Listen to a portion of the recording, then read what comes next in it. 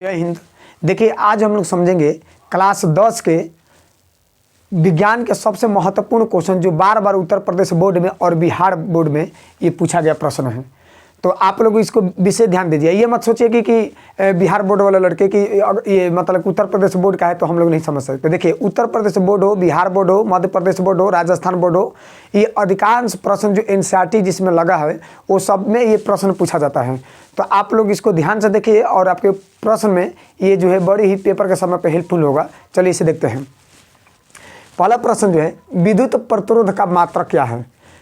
आप देख लीजिए, पूछ रहे कि इसमें विद्युत प्रतिरोध का मात्रक क्या होगा। पहला ऑप्शन है वोल्ट दिया है, दूसरा वाट दिया है और तीसरा ओम दिया है और डी नंबर जो है गुलाम दिया है। देखिए वोल्ट जो होता है ये विभवांतर का मात्रक है, याद रखिए। वोल्ट किसका मात्रक है भैया? विभवांतर का है। वोल्ट विभवांतर का मात्रक है। वाट देखेंगे तो ये शक्ति का मात्रक है। शक्ति का मात्रक क्या होता है? वाट। और कूलाम को देखेंगे तो ये आवेश का मात्रक है। और ओम को देखेंगे तो ये प्रतिरोध का मात्रक है। तो पूछ रहा है कि विद्युत प्रतिरोध का मात्रक तो ओम होगा। तो विशेष ध्यान रखिएगा, विद्युत प्रतिरोध का मात्रक क्या होता है? तो ओम होता है। ये बार बार प्रश्न पूछा है, आप इसको ध्यान से देखिएगा। आगे पूछ रहा है अगला प्रश्न कि पादप में फ्लोएम का कार्य क्या है। आप बताइए, जो पेड़ पौधे में जो फ्लोएम होता है, दृढ़ ऊतक में देखिए आप पढ़ेंगे जब टिश्यू में, तो एक दृढ़ ऊतक में एगो टिश्यू जो होता है दृढ़ ऊतक, वो सबसे बार बार उसी में सब प्रश्न पूछता है। ये पूछ रहे कि पादप में फ्लोएम का कार्य क्या है। बताइए बबुआ, बताइए कि इसमें पादप में जो फ्लोएम पाया जाता है, एक नली होती है, उसका कार्य क्या है। पहला ऑप्शन दिया है भोजन का संवहन करना, बी नंबर जल का वहन करना, अमीनो अम्ल का निर्माण करना उसका वहन करना, या ऑक्सीजन का वहन करना। देखिए पादप में जो फ्लोएम का जो कार्य होता है वो आपका होता है, याद रखिए, फ्लोएम है और एक आपका पाया जाता है जाइलम। ये दो बार बार प्रश्न पूछता है, एकदम मोस्ट इंपोर्टेंट क्वेश्चन बा भैया, एक करके ध्यान से देखिएगा आप लोग। देखिए अगर पूछेगा फ्लोएम तो याद रखिए फ से फ्लोएम और फ से फूड। फूड का मतलब होता है भोजन, याद रखिए। फ्लोएम पूछेगा तो फ्लोएम जो है फूड का यानी भोजन का परिवहन करता है। और याद रखिए ज से जाइलम और ज से जल, तो दोनों क्वेश्चन पूछता है। जी इस टाइम पूछा है फ्लोएम, तो फ्लोएम जो होता है ये भोजन का संवहन करता है। किसका संवहन करेगा? भोजन का। अगर यही पूछ दे कि जाइलम कार्य क्या है, तो जाइलम का कार्य जल का परिवहन करना है, यानी जल का परिवहन जाइलम करता है। और फ्लोएम जो है यानी भोजन यानी फूड का परिवहन करता है पेड़ पौधों में, याद रखिएगा। अगला पूछ रहा है साधारण नमक का रासायनिक सूत्र क्या है। बताइए, जो हम लोग खाते हैं नमकवा जिसमें आयोडीन युक्त होता है, जिससे घेंगा रोग नहीं हो पाता है। घेंगा रोग, आयोडीन की कमी से कौन सा रोग होता है? घेंगा रोग। तो वही पूछ रहा है कि साधारण नमक का रासायनिक सूत्र बताइए। तो साधारण नमक का जो रासायनिक सूत्र है वो आपका होता है NaCl होता है, जिसमें NaOH दिया है, NaCl दिया है, NaOHCO3, Na2CO3।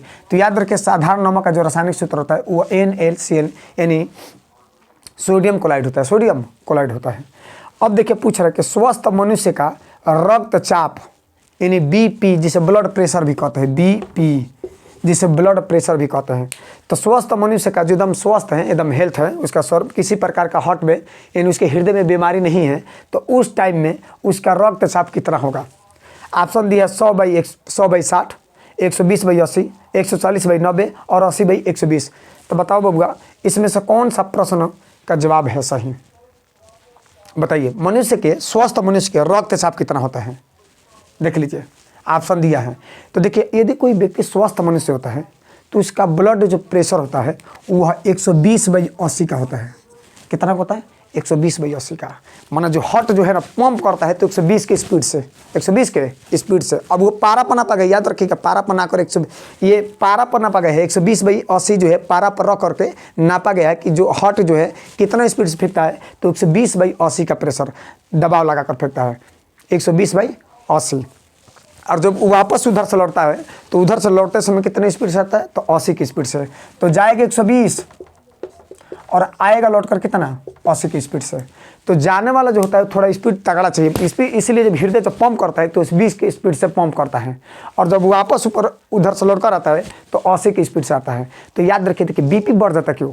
BP जो है आप ज़्यादा नमक या तीखा खाते हैं या जो है आप दौड़ कर आएंगे तो दौड़ कर भी दौड़ते समय जो BP बढ़ जाती है तो याद रखिए दौड़ते समय या खेल कूद कर समय बीपी क्या होता है, बढ़ जाता है, ब्लड प्रेशर क्या होता है, बढ़ जाता है। और किसी प्रकार का जो है यदि बीमारी नहीं है, स्वस्थ है, तो इतना ही लगभग रहता है 120, 130, 125 के रेंज में चलता रहता है। तो दौड़ कर आते हैं तो बीपी क्या होता है, थोड़ा बढ़ जाता है। आप सोएंगे ना रात के समय तो बीपी क्या होती है, घट जाती है। निद्रा के समय रहेंगे, आराम के समय रहेंगे तो थोड़ा बीपी क्या होती है, नॉर्मल होती है, थोड़ा घट जाती है। लेकिन वही एकदम तीखा का खाली एकदम हाइपर, एकदम तीखा नमक सोडियम की मात्रा बढ़ा रहे हैं एकदम, अब पता चला कि उसी में खाटा वाटा खाली एकदम और बीपी, पता चला कि और तीखा खाली तो और क्या होता है, बीपी बढ़ जाता है। देखिए बीपी बढ़ाने के तरीका बता रहा हूँ। बीपी बढ़ाने का तरीका यही है कि आप आराम से जो है अपने पत्नी से बात कीजिए 10 मिनट तक, 10 या आधा घंटे जैसे बात करेंगे ना, हचाक से आपका बीपी बढ़ा देगी एकदम, तनिक भी टाइम नहीं लगेगा, एकदम आधा घंटे के अंदर हचाक से बीपी बढ़ा देगी। आप पत्नी नहीं है तो पुरानी वाली से बात कीजिए, पता चलेगा कि वो भी एकदम आधा घंटे का बात तक ले हचाक से बीपी क्या होगी, एकदम बढ़ा देगी। तो दोनों कंडीशन में ये बीपी क्या होता है, बढ़ जाता है। आप बीपी को लो करने के उपाय बता रहे हैं। आप काम कीजिए, आप साली से बात कीजिए। किससे? साली से। बताइए, साली से जब बात करेंगे तो बीपी क्या होता है, एकदम लो हो जाएगा, एकदम हम बोलेंगे कहाँ बोलिए आपको क्या चाहिए, एकदम नॉर्मल, एकदम जो 180 गया था मैंने पत्नी से बात करके, वो साली से बात करें एकदम हचाक से नीचे आ जाएंगे, एकदम 80 पर एकदम टिक जाएंगे, 80 पर एकदम नॉर्मल होगी बात। तो बीपी बढ़ाने का ये साधारण उपाय हमारे पूर्वज बताते हैं, ये साधारण उपाय है। तो याद रखिए स्वस्थ मनुष्य का जो रक्तचाप होता है 120/80 होता है। आगे पूछ रहा है कि परावर्तन के द्वितीय जो नियम है, परावर्तन के जो द्वितीय नियम है, कोण I बराबर कोण R होता है, वो बताइए किसके लिए सत्य है। जो द्वितीय जो नियम है बताइए भैया किसके लिए सत्य है।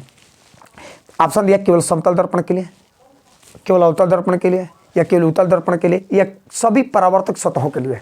बताइए परावर्तन के जो द्वितीय नियम है कोण I बराबर कोण R, ये किसके लिए शर्त है, किसके लिए सत्य है बताइए। देखिए समझ रहे हैं इसको। देखिए आप पढ़े होंगे कि परावर्तन का जो नियम है वह परावर्तक सतहों के लिए सत्य होता है, सभी परावर्तक सतह। ऐसा नहीं है इसमें समतल दर्पण भी दिया है तो भी सत्य हो सकता है, लेकिन केवल समतल दर्पण हो ये नहीं हो सकता है। कह रहे केवल समतल दर्पण, ऐसा थोड़ी है। उसका तल यदि प्लेन है, यदि परावर्तक सतह है, उसे भी हम लोग कर सकते हैं। कोई चिकना तल लीजिए, एकदम पूरा चिकना, टॉर्च पर एकदम छिछले के एकदम पीछे आ जाए, एकदम टकरा के वापस आ जाएगा, टकरा के किरण क्या है वापस आ जाएगा। देखिए हम लोग का बोर्ड है नहीं है, अगर इस पर भी टॉर्च मार के एकदम टकरा कर वापस आ जाता है तो इस पर भी हम लोग परावर्तन करा सकते हैं, यानी परावर्तक सतह होना चाहिए। तो देखिए जैसे ही किरण इस परावर्तक सतह पर आपतित करते हैं, इंसिडेंस रे किसे कहते हैं, इंसिडेंस रे यानी आपतित किरण, आपतित। जैसे ये किरण आपतित होती है तो न बोला जाला जैसे आयल बड़ा सिद्ध मन से, वही तरह बाबू तू सिद्ध मन से निकल जा। जैसे आए आप सिद्ध मन से वैसे सिद्ध मन से निकल जाइए। तो ये है आपतित किरण, जाने वाले को परावर्तित किरण। ये कौन सी किरण है? आपतित किरण है। और ये कौन सी किरण है? परावर्तित किरण, परावर्तित किरण है। इसे बोलते हैं रिफ्लेक्टेड एंगल, रिफ्लेक्ट रे, रिफ्लेक्ट रे, रिफ्लेक्ट रे। इसे बोलते हैं इंसिडेंस रे और इसे बोलते हैं रिफ्लेक्ट रे, मतलब रिफ्लेक्ट हो जाना, परावर्तित हो जाना।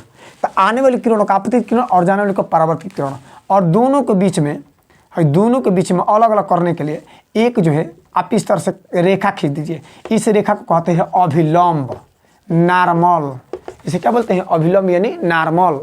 अब देखिए आपतित किरण और परावर्तित किरण के बीच में एक कोण बनेगा। तो देखिए अगर आपतित किरण को अभिलंब से नापेंगे यहाँ से, तो इसे बोलते हैं कोण I, यानी आपतित किरण और अभिलंब के बीच में जो कोण बनता है उसे बोलते हैं आपतन कोण। उसे क्या बोलते हैं? आपतन कोण। क्या बोलेंगे? आपतन कोण। और देखिए अभिलंब और परावर्तित किरण के बीच में ये वाला कोण बनाएंगे तो इसे बोलते हैं कोण R, कोण R। इसे बोलते हैं परावर्तन कोण। इसे क्या बोलेंगे? परावर्तन कोण, परावर्तन कोण। देखिए ये है आपतित किरण और ये अभिलंब, बीच में क्या बना? आपतन कोण। और ये है अभिलंब और यह परावर्तित। देखिए परावर्तित के बीच में तो परावर्तन कोण, और आपतित किरण के बीच में तो आपतन कोण। अब बीच में तो दोनों के भाई अलग अलग करने के लिए क्या है? अभिलंब है ही है। तो देखिए दोनों कंडीशन में क्या होता है, अगर ये वाला कोण 30 अंश का बन है तो ये भी कोण कितना बनेगा? 30 अंश। यानी दोनों कोण आपस में बराबर होते हैं, यानी कोण I बराबर कोण R। यही आपका क्या है?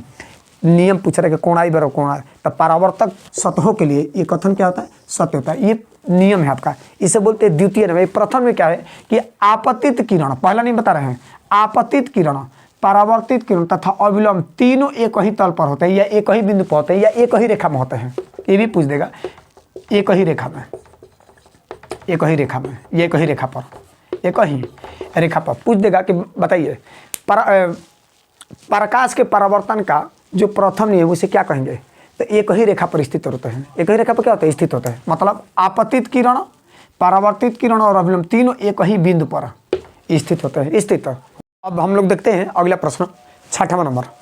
कह रहे क्या कि कांच का अपवर्तनांक अधिकतम होता है, मतलब कांच के जो अपवर्तनांक है किस रंग के लिए अधिकतम होता है। ऑप्शन में दिया लाल रंग के लिए, पीले रंग के लिए, बैगनी रंग के लिए, या हरे रंग के लिए। बताइए कांच का जो अपवर्तनांक है, ऐसा कौन सा रंग है जिसका अपवर्तनांक कांच में अधिकतम होगा। तो याद रखिए वो आपका है बैगनी रंग। बैगनी रंग के लिए कांच का अपवर्तनांक सबसे क्या होता है, अधिक होता है। याद रखिएगा बैगनी जो रंग होता है वो कांच के लिए, कांच का अपवर्तनांक के लिए सबसे अधिकतम होता है। अगला प्रश्न पूछ रहा है कि निम्न में कौन एक पादप हार्मोन नहीं है। ऐसा कौन सा हार्मोन है जो पादप में यानी प्लांट हार्मोन नहीं है, बताइए।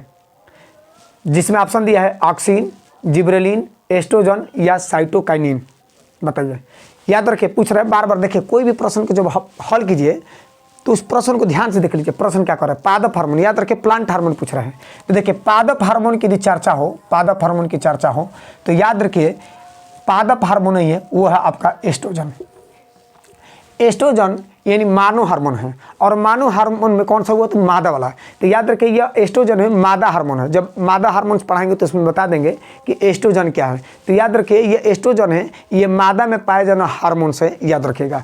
तो ऑक्सिन पादप हार्मोन है, जिब्रेलिन भी पादप हार्मोन है, और साइटोकाइनिन भी पादप हार्मोन है। लेकिन ये एस्ट्रोजन जो है यह पादप हार्मोन नहीं है, यह मादा में यानी मानव में, मादा में ये पाया जाना हार्मोन है एस्ट्रोजन। अब पुरुष में भी नहीं, ये पुरुष वाला नहीं है, एस्ट्रोजन ये मादा में पाया जाता है हार्मोन। अब पूछ रहा है चुंबकीय बल रेखाएं क्या होती है। चुंबकीय जो बल रेखा होती है वो क्या होती है। अब देखे होंगे जब चुंबक बनाएंगे तो मान लीजिए कि ये नॉर्थ है और ये क्या है, साउथ है। तो ये नॉर्थ से निकल करके साउथ की तरफ चलता है, नॉर्थ से निकल कर कहाँ चलता है, साउथ की तरफ चलता है। नॉर्थ से निकलेगा कहाँ चलेगा भैया, साउथ की तरफ, याद रखिएगा। नॉर्थ से निकल कर कहाँ चलता है, साउथ की तरफ। अब डायग्राम बना देंगे अच्छे से, देखिए